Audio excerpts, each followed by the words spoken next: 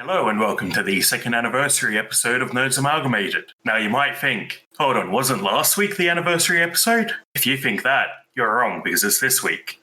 My co-hosts are, as usual, Buck and the DJ. How have you guys been going, enjoying our actual anniversary? Yeah, we'll be good. Yeah. Can't believe it. We survived the second year intact. Really? Was someone out to get you? I did try. I'm sorry I missed. Yeah, Bucky keeps trying. Yeah, Bucky keeps trying to kill me with a blowtorch, but it doesn't work. Blowtorch? Don't know anything about a blowtorch. Oh, Bucky and his denials. Okay, Boomer. Okay. And Buck thinks he's got a soundboard, but can your soundboard do this? I think that one got stepped on, so it sounds a bit sad. Hang on, let me find it. He's gonna find it.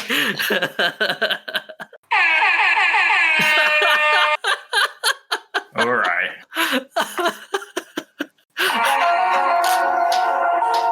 Okay, cool it now. Alrighty. Anyway, this week we have Buck talking about global greening, DJ and the reactions to the new Dune movie, and coronavirus in the Chinese film industry, and myself with EA's plan for 2020. So Buck, take it away. Yep. As stated, I'm going to be talking about global greening. Everyone's always talking about the issue of global warming, and we're always trying to find ways to live a bit more environmentally friendly and smarter. But apparently research is now coming out and showing that global warming is actually also helping to improve global greening. So Shi Shen, a Boston University graduate researcher, and Ranga Manini, another Boston University College of Arts and Sciences professor of Earth and Environment, have released a new paper that looks at how humans are helping to increase the Earth's plant and tree cover. So for those who aren't aware of it, there's constant satellite research and by observation of what's happening to see where things are at. And there's over 250 scientific studies, land monitoring, satellite data, and all that are being used in this as well, that show that the Earth is actually getting greener, and that's actually due to the rising carbon dioxide emissions, which help trees and plants grow. So we're in a bit of a catch-22 position there, because it's actually suggesting in the research that it's delaying the rate of global warming by 0.2 to 0.25 degrees Celsius. Not a huge amount, but every little bit helps. I'm sure it works better when all those trees don't burn down as well. Well, yeah, but we had to have a barbecue. We're Australia. But all up, we're looking at roughly a 30% increase in greenness since the 80s. I think it was saying there was a overall increase started a lot more since the 1980s, and yeah, it's just a continuous improvement. And we're actually seeing over the last 40 years carbon emissions from fossil fuel use and tropical deforestation have actually added 160 parts per million for air pollutants of CO2. Which is fun, because we're rapidly approaching the point where you start to see actual impairment to cognition as a result of high CO2 levels. Oh, yeah. It depends on what part of the planet you go to. The biggest concentration of the carbon emissions all seem to be populating areas strongly associated with politics, because there's always an inverse correlation of the further you get away from the areas of politics, the less stupidity seems to be around. So, well, here's the funny thing with the whole global warming thing. When global warming became a bit of an issue, people were saying like, "Oh, in the next few years, thanks to global warming, we will never see snow again." And years later, we see record snowfalls. Well, it turns out that the climate is an incredibly complex thing, and that global warming is a thing and is happening, but the effects aren't quite what they predicted 20 years ago. Because back then they didn't understand things like the polar vortex. So the reason for the record snowfalls in the Northern Hemisphere is because of the cooling of, I believe it's the cooling of the ocean, the warming of the oceans. Yes. Which is disrupting the flow of currents that carry warm air up to the north. Mm-hmm. So because of it's complicated, but the changing temperature and salinity, because it's melting the ice caps, normally the current would carry warm air into the north, and that weather system would push the polar vortex into the Arctic. But with that system declining, the polar vortex is shifting over the northern hemisphere. Yeah. Yeah, what you're talking about there, the major factor is the Gulf Stream. Yes, that's the one. Sorry, what was that? That's the one, the Gulf Stream. Yeah. Flows from the Gulf of Mexico up to England, I think. Not sure if it's the Gulf of Mexico. I think that it's the east coast of America, so near the Bahamas and Brazil, that area. It flows from there up to because that goes over to Europe. I think the Gulf of Mexico is on the western side of the continent. Okay. The water flows up there and it carries warm water up, which raises the temperature and eases some of the conditions. But yeah, so there's a lot of information that's coming out here. It's saying, here we go. With all the, like we're saying about the parts, so many parts per million, and that's been the stuff they've been measuring and observing since the 1980s, which is when they were getting all excited about the hole in the ozone layer, which last time I checked, it was apparently starting to repair itself. Yeah, the ozone layer issues have been resolved because we stopped using CFCs and the other chemicals that disrupt it. Yeah. So the actual paper I was looking at originally is characteristics, drivers, and feedbacks of global greening, and has a lot of incredibly gifted researchers. Because there's also some from was it Norway, I think, as well. Yeah, there's Hans Tomovik is one of the co-authors, who's at the Norwegian Institute for Nature Research.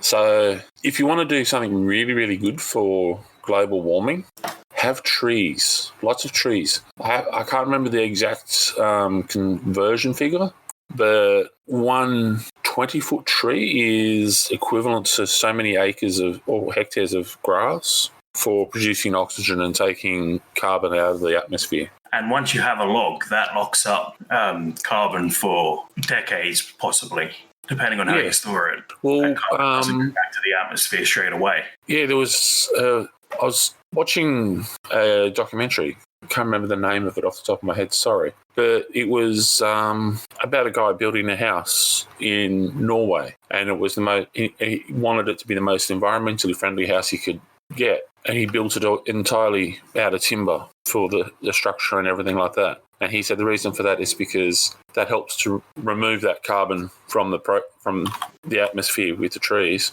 and it was from sustainably sourced pine plantations for the timber. So, yeah. Now comes the fun part. When does winter hit for him, and what will he do when it's winter? I think I know the guy Buck's talking about from. I might have seen a YouTube video on it, but I don't remember who it was. He's going to be quite okay in winter. He's living in Norway from memory, and he's got no issues. Yeah, so Norway itself, if you're in the southern parts, doesn't get that cold. But he also, if I'm remembering the right guy, had a heating system. Like, I think it was a wood stove, but it was flued out through the floors to heat the floors, and all these other techniques that make it more efficient. Yeah, he had a number of different systems from memory, because he also had a couple of wind turbines, providing electricity, because the area he lived in, there was lots of wind blowing through because he was on the edge of one of the smaller islands on the coast of Norway. And he also had tidal flow generator providing all of his electricity between the two systems. And he had areas where there was glass walls with, I think it's triple pane glazing to help keep the cold out and keep the warmth in for during the day, and that he could cover over with heavy curtains on the inside to retain the heat later on at night. And his floors were concrete with special heating system through it. So if you just curiously, is this the guy who made the world's tallest timber building? I don't think so. Okay, because there is another person in Norway who's built the world's tallest timber building. It's 85.4 meter high tower, and it's built using cross-laminated timber. Okay. And looks really cool from the outside. Timber is a beautiful medium to look at. So, and the columns were made from glued laminated timber called glulam. Glulam is made from wood that is planed, then glued together to form columns or beams, and can be used in places of concrete or steel elements. This tower was built 4 stories at a time in 5 consecutive construction stages. An internal scaffolding and a large crane was used to hoist the prefabricated sections and floor slabs into place. Okay, so yeah, there's a lot of advanced building techniques that architects and builders are looking into using wood these days, because it is good for the environment to lock up that carbon, and it can be cheaper depending on how you source the wood, and in some cases stronger. But there's a lot of research going on at the moment into processing wood to make it an even better material. But anyway, speaking of greening the planet, which is a side plot in Dune, what are people saying about Dune, DJ? So, according to the sci-fi writer Brian Clement in his recently deleted tweets, he is saying that this movie is going to be described as a mix of grimy realism and dreamlike imaginary.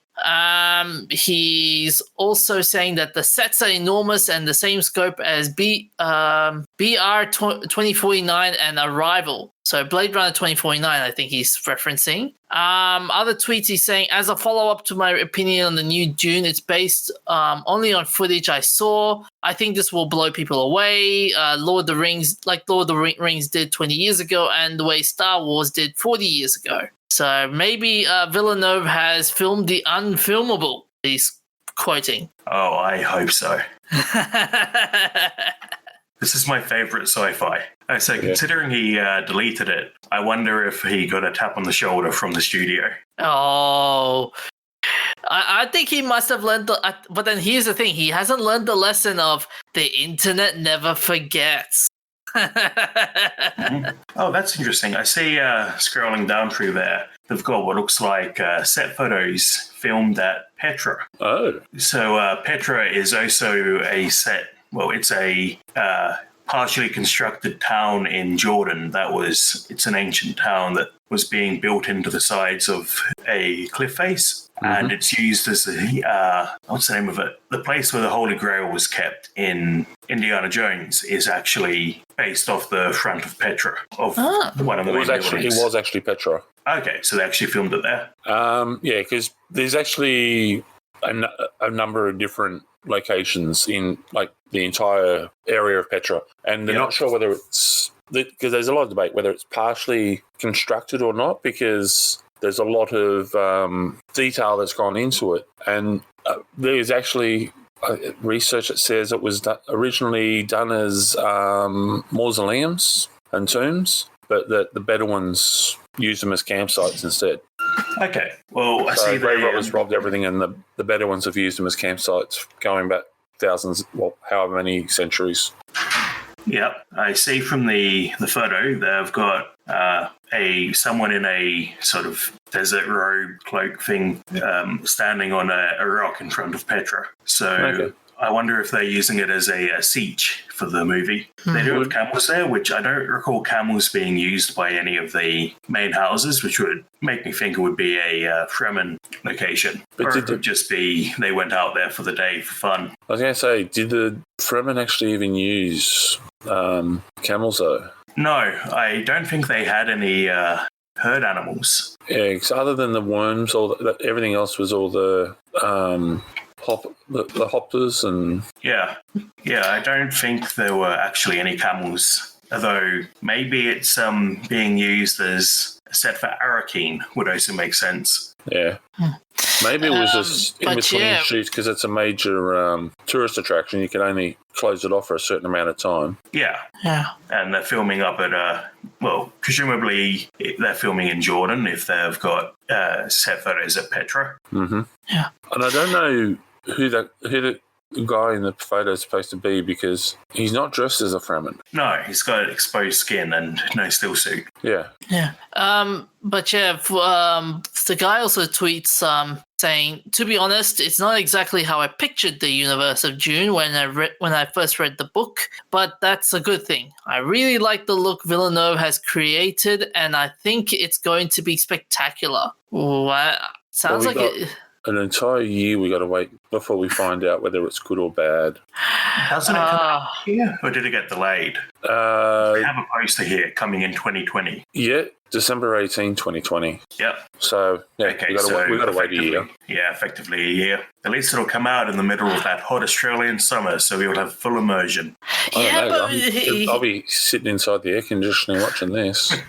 Yeah.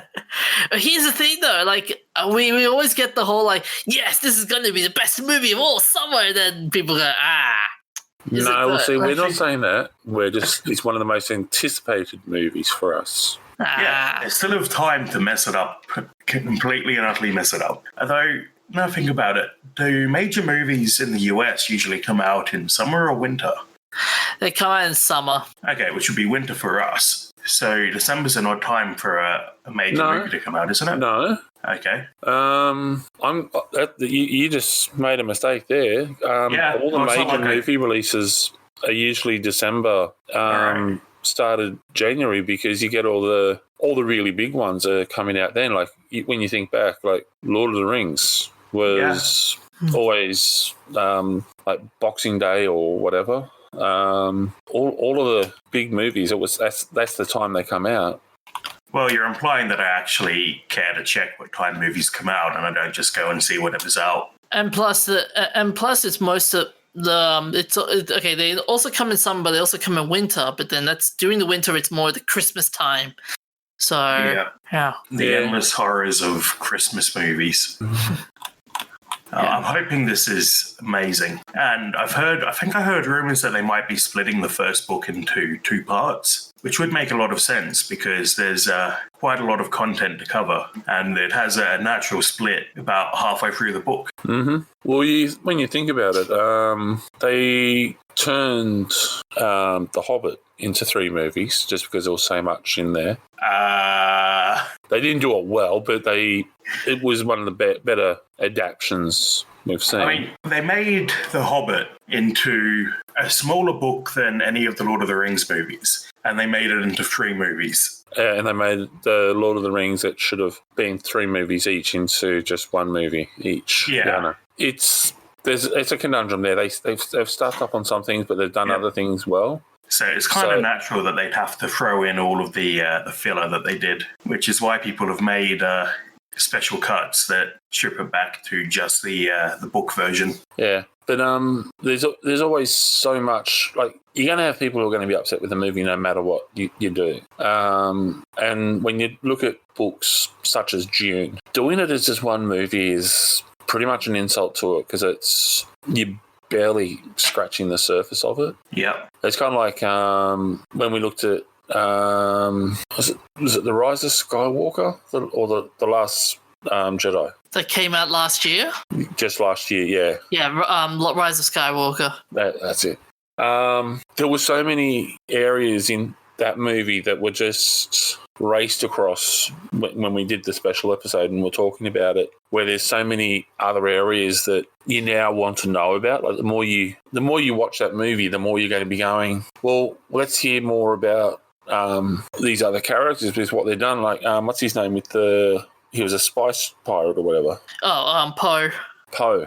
And is Finn going to join Poe as the new Han Solo and Calrissian? So there's all these different things that are just being skimmed across the surface and glossed over. And it leaves you wanting more, but it also cheapens it. And if they do that with Dune, which is what a lot of them have done, because there's literally so much happening that it just you sit there getting frustrated. And if you want to find a group of fans that are literally on the verge of becoming a religious cult, it's the fans of Dune. Like Star Wars, Star Trek, everyone else is. I'm sorry, they're not as much of a cult following and religious fanatic aspect to it as you'll get out of the Dune fans. What about the Firefly and the Serenity fan base though?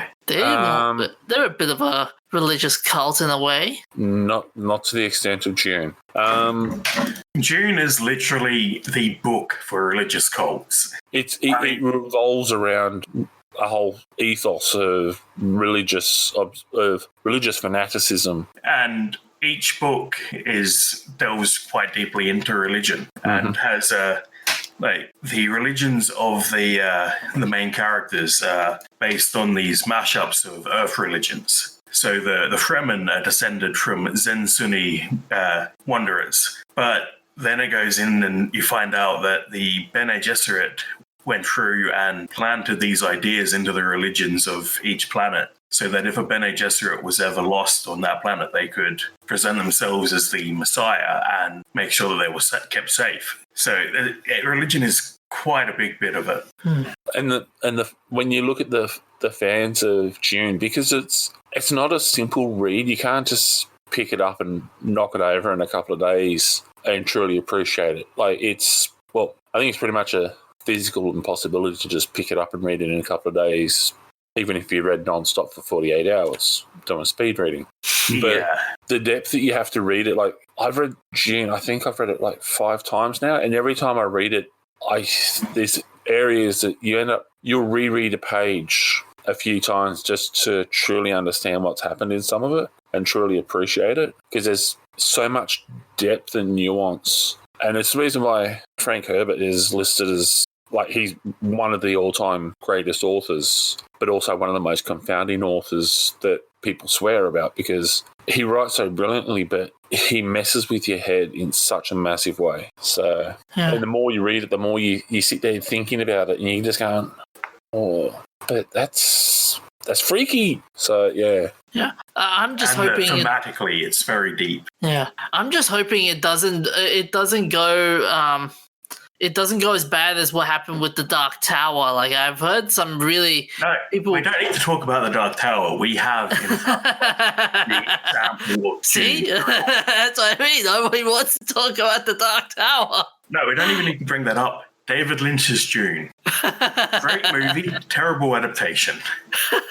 It was so confusing that they had to hand out brochures explaining the movie at showings. Because he made this movie with amazing imagery, but it is so far removed from being a good Dune movie. But it's still better than the Dune sequels by his son.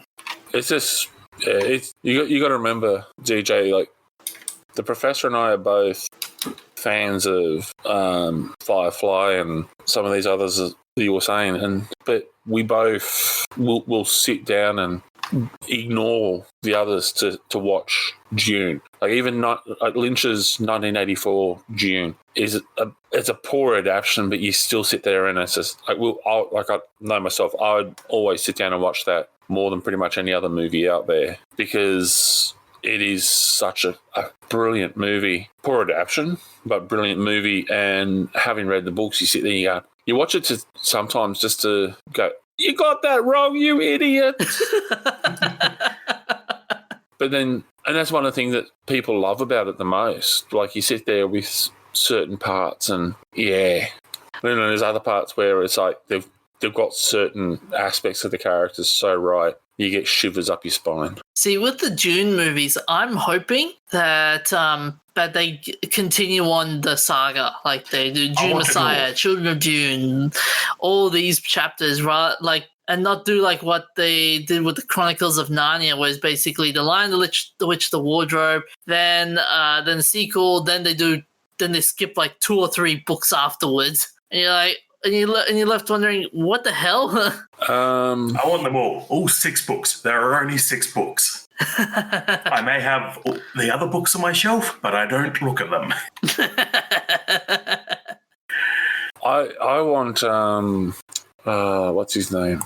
Who did The Lord of the Rings? Peter Jackson. Yeah, Peter Jackson is one of the few people I think would pull it off. But Denis Villeneuve, I think he has a very good chance as well. Yeah. Yeah. Like, Peter Jackson, he's one of those directors. He has the imagination and the vision for something of this sort of scope. I wouldn't want James Cameron to do it, even though he's brilliant at so many different things. It's just he would twist it from what it's supposed to be and try to make it something different. I'll never let go, Paul. Dune's just one of those things. Like, you just want someone who's going to do it right. Like, that's all there is. To make it clear about how wrong the sequels are and the prequels, because they wrote a lot of them now, for the first 2 books that they wrote, they made a very fundamental error in how Cry's knives work. So the Cry's knife is a blade made from the tooth of a sandworm, and it decays if it isn't near a living body. So in the books, there's a process where you can fix a Cry's knife so that it doesn't decay. But the first 2 books by Brian Herbert and Kevin J. Anderson got it reversed, so they thought the fixed Cry's knives were the ones that would decay. It's kind of like saying a sandworm is repulsed by a thumper, not summoned by a thumper. Yeah, it's like, did you guys not proofread this at all? So there's Did you actually even read the first book to actually understand it? Yeah, there's a few things I like from their books, but there's a lot of things that don't quite fit. Yeah. It's like if Christopher Tolkien was just mediocre instead of as good as his father. But anyway, you should tell us about the coronavirus and the film industry. Yeah, so the coronavirus is doing a big number on a lot of things, including the Chinese film industry. A lot of people are losing shares. So is this just because it shut down the industry, or are there celebrities sick as well? It's mostly the shutting down the industry. Like couple of film companies are losing money. So, like for example, Wonder Film Holding, they fell 10% to 15.56 renminbi per share. Huayi Brothers Media crashed 9.9% to 3.81 renminbi per share. Wow, that's a lot. That's some cheap shares. Yeah, so this is the share price on this stock market. Like China's, pretty much everything on China's stock market is taking a beating, from the Ugly Stick, the Savage Stick, and all the others. Like they got an entire forest of trees coming in and just bashing the Chinese stock market pretty bad at the moment. I mean, have you seen the photos from Wuhan? It's completely locked down. Nobody's going anywhere, so no money's being spent. Have you seen pictures of the border from up at Russia? No. Are people fleeing to Apparently the border? the Russians have got troops up there watching the border all along Siberia and everything, all along like northern China and everything, and they got shoot to kill orders. Apparently, so if you try to escape out of China and go up into Siberia, they shoot first, ask questions later. Yeah, I mean, so like the average American. What? You know, the average American shoot first, ask questions later. Well, that's the average Texan. It's ask questions later, not ask. From what I've read, this Wuhan flu is somewhere between regular flu and Spanish flu in terms of lethality, but I think it has a higher spread rate. But the numbers keep changing every day, a new report comes out. So I'm not 100% on top of things. What really surprised me about this whole virus situation is how the WHO, a few weeks after the whole incident, have come out saying, "Oh, it's an epidemic, guys. It's an epidemic." Like, you don't declare things as an epidemic until certain criteria have been met, because an epidemic is a major issue. It's got to be so many actually confirmed cases plus so many deaths and so forth for it to be considered epidemic. DJ just wants it to thinks the Who should be like that scene from The Office. I declare epidemic. That's the reason why he's not in charge of the WHO. Like, honestly, I think the biggest mistake here that they've been making is all in the name. Okay, it's being compared to the flu. So when you have the flu, what's one of the things that you always get told you should do? Eat citrus, right? Get the vitamin C content up in you. This is the coronavirus. Limes. The funniest part, what was I reading the other day? Someone said that he got the cure for he was cured of the coronavirus by drinking hot toddy. Like, oh. Well, there's vitamin C in hot toddy. There's vitamin C in hot toddy. The other thing is, I saw another article where someone was saying he drank way more water than you should probably be drinking every day for 2 weeks, and he was cured of coronavirus. Nah, mate, coronavirus only lasts for 2 weeks anyway, so chances are, the water probably helped you not get dehydrated, but it's not like you would have been sick for any longer if you hadn't. Mm-hmm. Anyways, we're kind of teetering off the topic here, but So when the first signs of the disease came out, the Chinese market traded, and that was on the January 23rd. And Beijing has basically taken several steps to dampen the market's reaction to the crisis, and that's injecting in 1.2 trillion renminbi, which is $173 billion of liquidity into the market. So basically, the Shanghai markets fell 8.2%, and the composite has dropped 8.3%. So yeah. Okay.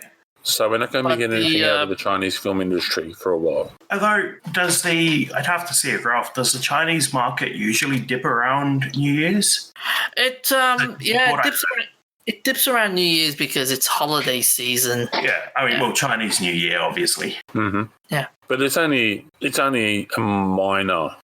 It's not this dramatic. Like this is getting close to the Wall Street crash. Yeah, fair enough. Although it goes on to say that the virus has damaged the industry has been concentrated within China. The one notable North American exception is IMAX, which has 680 theaters in China. So shares in that theater company's Chinese subsidiary are down 27%.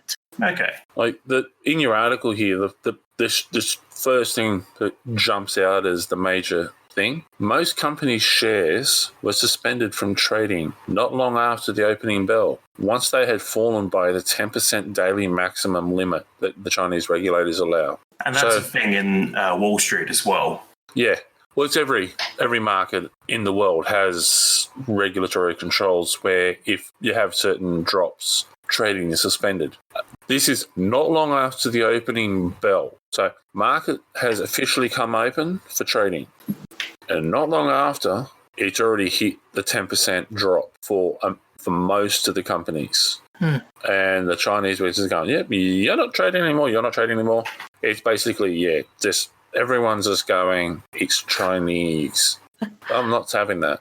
You know what's going to then thanks to this whole thing now, Hollywood products will be losing revenue potentially. Hollywood, yeah. Well, why would Hollywood be losing revenue? Only on the international market, surely. No, see, you're looking at it the wrong way. They'd have more people who are sitting at home without anything else to do? What do you do when you're sick? You sit at home watching TV, feeling sorry for yourself while you're drinking chicken soup and drinking hot toddies. Therefore, you're going to be watching lots of movies. And, yeah, so Netflix, Stan, Hulu, Amazon, they're going to be doing great business. So, therefore, Hollywood's market share is going to increase.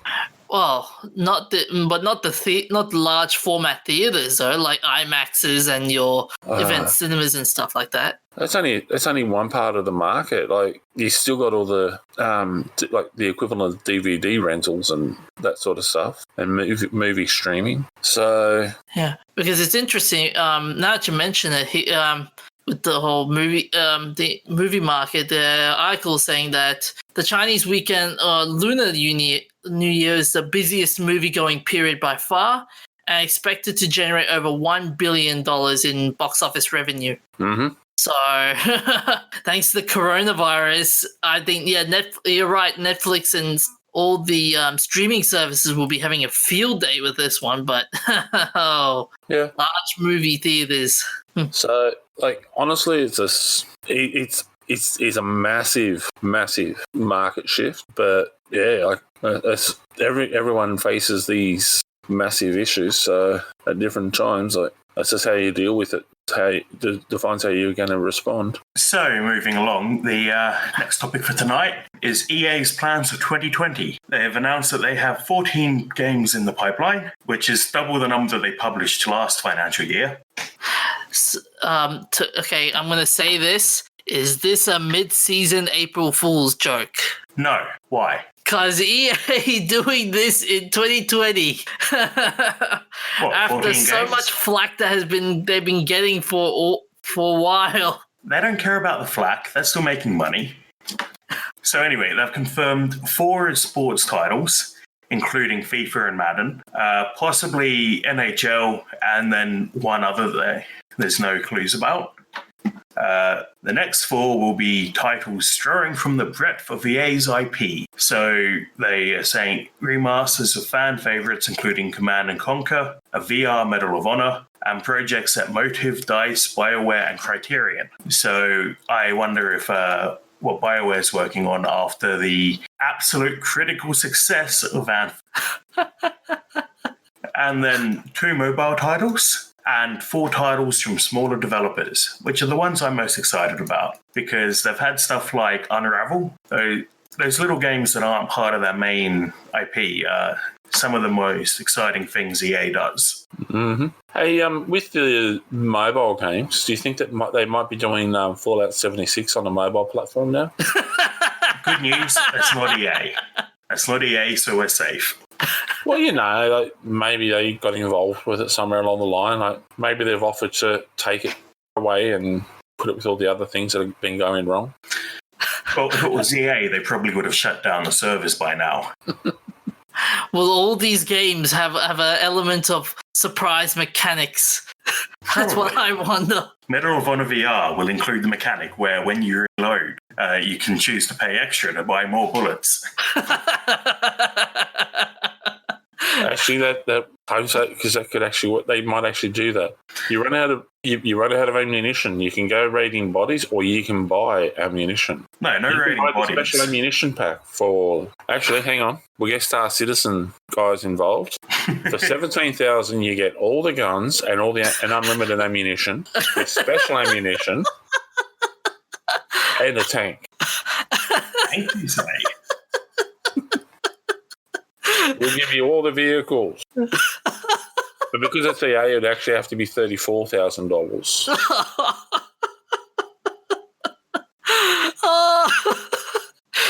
EA. And just to truly make the professor swear at me, we can make a gaff about it.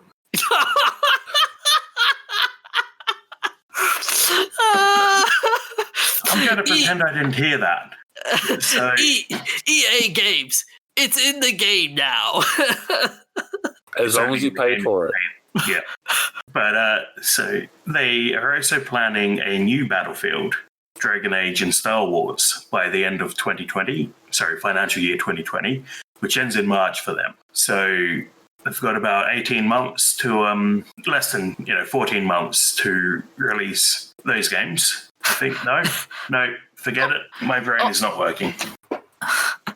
Oh, a new Battlefield. After the disaster that was Battlefield 5 and Star Wars, another Star Wars. Oh. Yeah, well, we just told you the marketing strategy for the new Battlefield is for $34,000, you get all the vehicles and all the ammunition.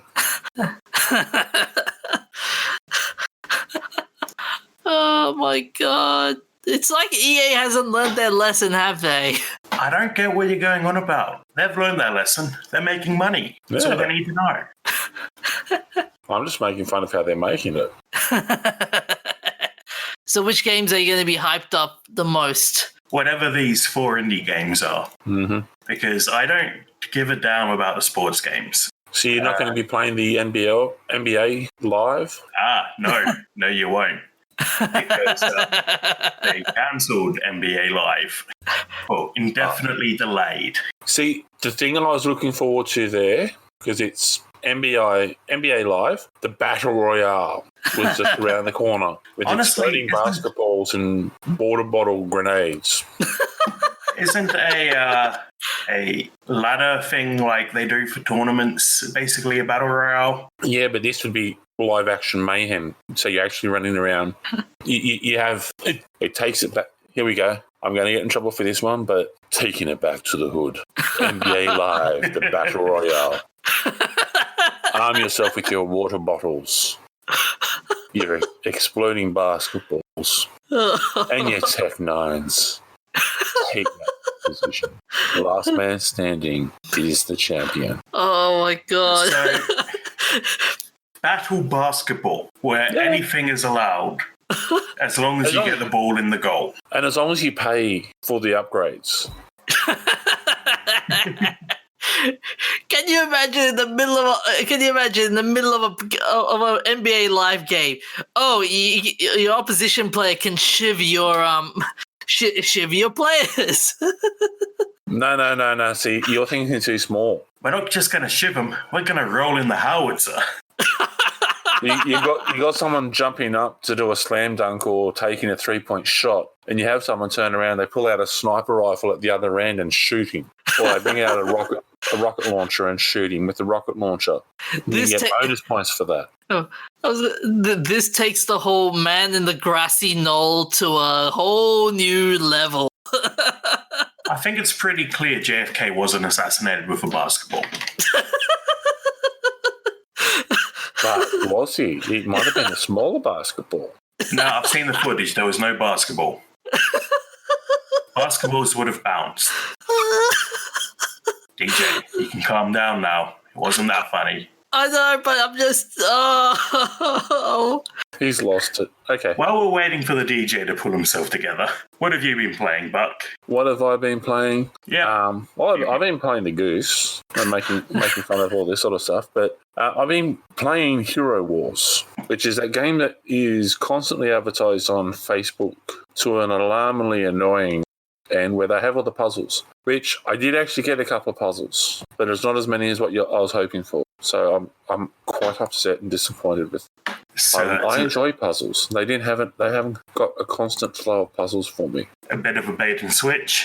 Yes. What is the content that is non-puzzle then? It's a turn-based battle. So you build your team up and you go out and you just grind your way through battles again. And it's automatic fighting for combat. But then you have special power attacks that you can set onto auto as well. Otherwise, or you can use them on your own, and you'd have to build up your characters and all that. But it needs a lot more puzzles. I need a puzzle game. If anyone can recommend a puzzle game for me, I'm happy. I'll check it out. So, what about you, DJ? DJ? Yeah. Nah, he still hasn't. He cackled so much he laughed his head off. What have you been playing, DJ?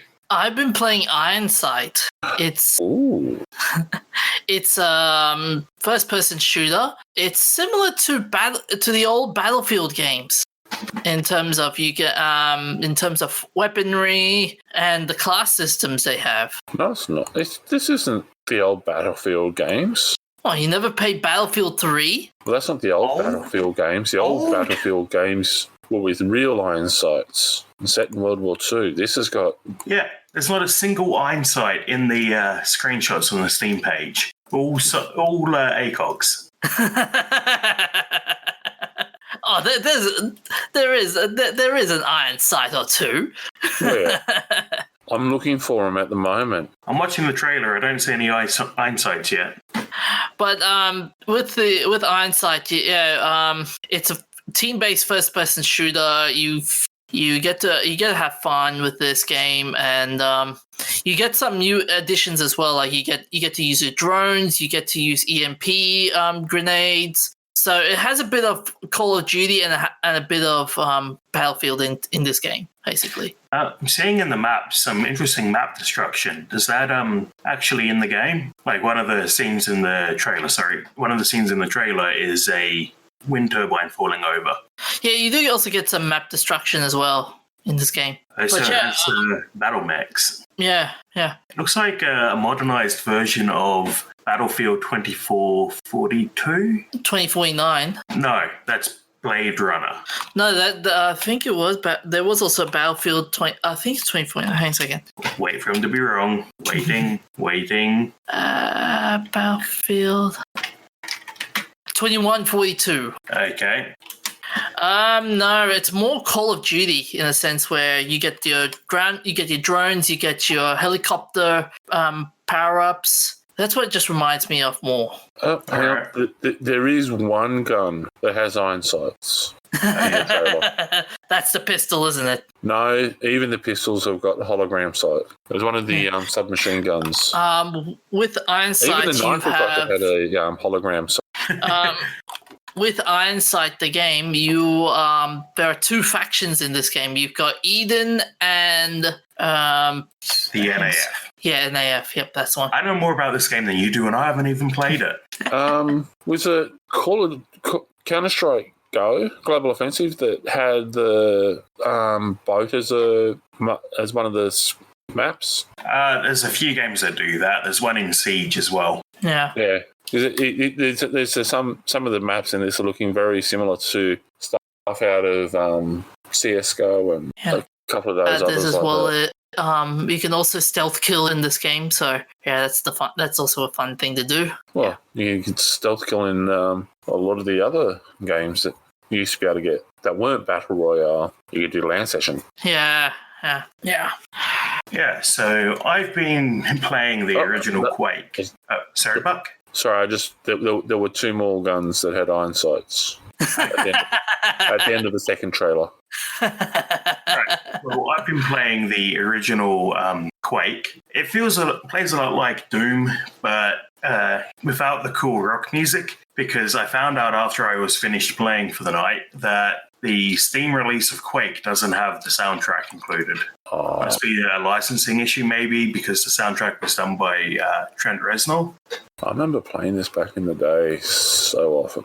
Fun times. I remember we weren't supposed to have it on the computers at one particular location I was at, and we went and hid it in the server and sitting in our computer labs, and we had it all there and we were playing it. And then Quake 3, and then Quake 2 came, and then Quake 3 Arena. There were a lot of Quake games. Yeah. Mm-hmm. So, do you remember the soundtrack being any good? We always had to play it without the soundtrack a lot of the time because we were playing it where we weren't supposed to be playing it, so we couldn't really advertise it. Fair enough. So, for our shout-outs this week. How many nerdy beanies, by the way? Good question. I'd actually only give it a 2.5. I'd rate it lower than Doom. Oh. Yep. What about you guys? What do you rate your games?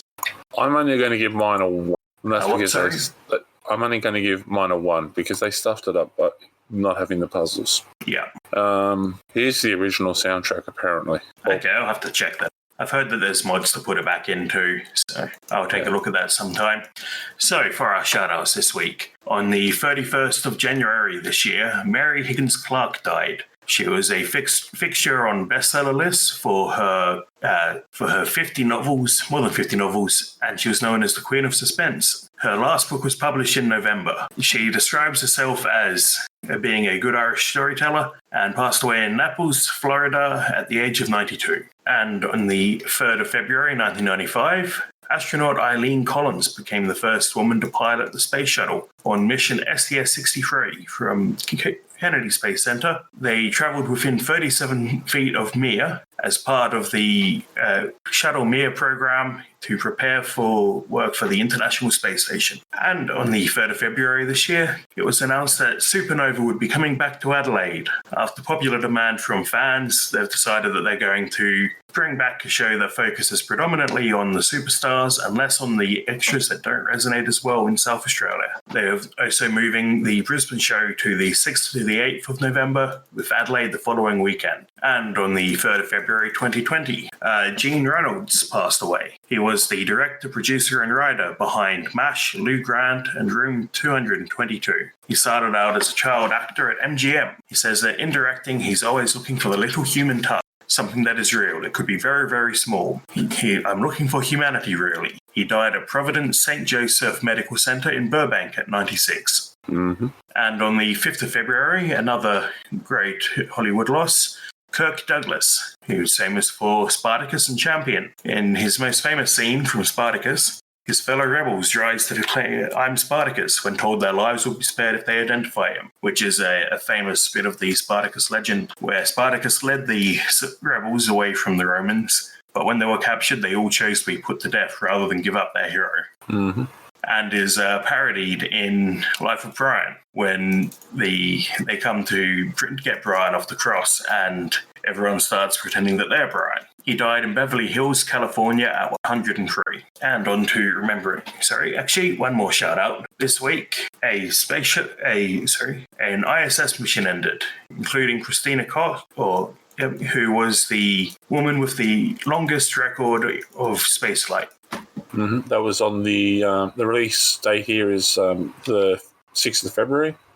Okay. And do you have the length of the flight? It was 328 days, and is the second longest single space flight by a US astronaut, and also places her 7th on the list of cumulative time in space for American astronauts for one or more missions. So, on to our remembrances. On the 3rd of February, 1468, we have Johannes Glenflesch zur Ladensam Gutenberg, the German blacksmith, goldsmith, inventor, printer, and publisher who developed the Gutenberg press, which was a huge revolution in book publishing. Before the Gutenberg press, books would be written down by hand, and he's responsible for spreading the Gutenberg Bible, which was the first printed edition of the Bible. Mm-hmm. He died around 68 in Mainz in the Holy Roman Empire.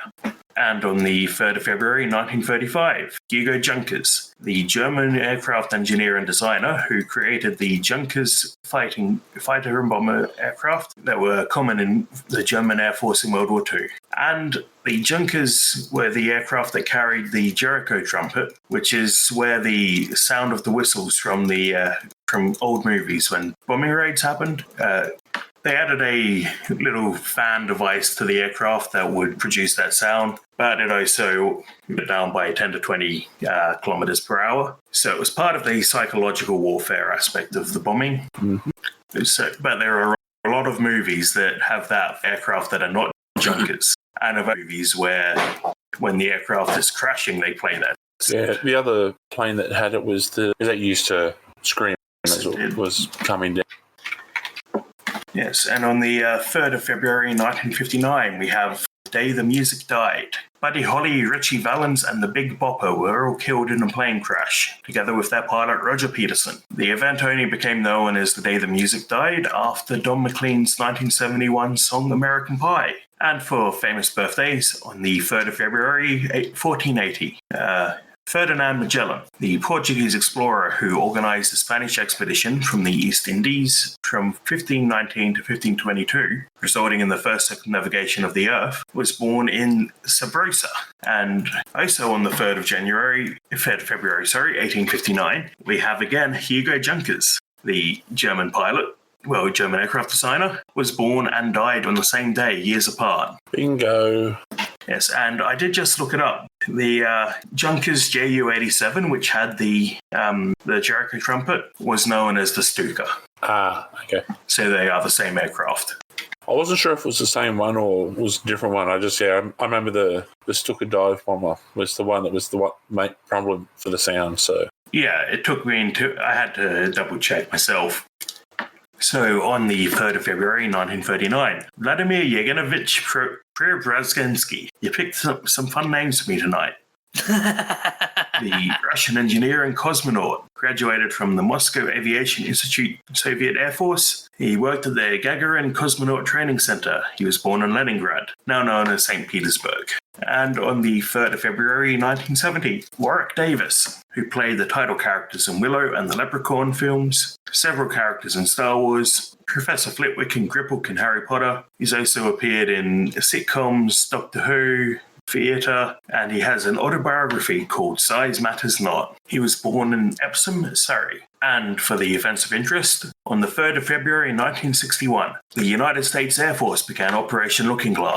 And for 30 years, a doomsday plane was always in the air, with the ability to take over direct control of United States nuclear response in the event of the destruction of the SAC's command post. Just another bit of the horrifying Cold War mentality, always being ready to go and end the world. Mm-hmm. On the 3rd of February 1966, the Lunik 9 landed on the lunar surface. This was the first controlled landing on the moon when the unmanned Soviet spacecraft Lunik 9 touched down. Yep. And on the 3rd of February 1981, John Buster and the research team at Harbor UCLA Medical Center announced the first fab embryo transfer from one woman to another, resulting in a live birth. Now, that seems to be all we have for tonight. Do you guys have anything to add?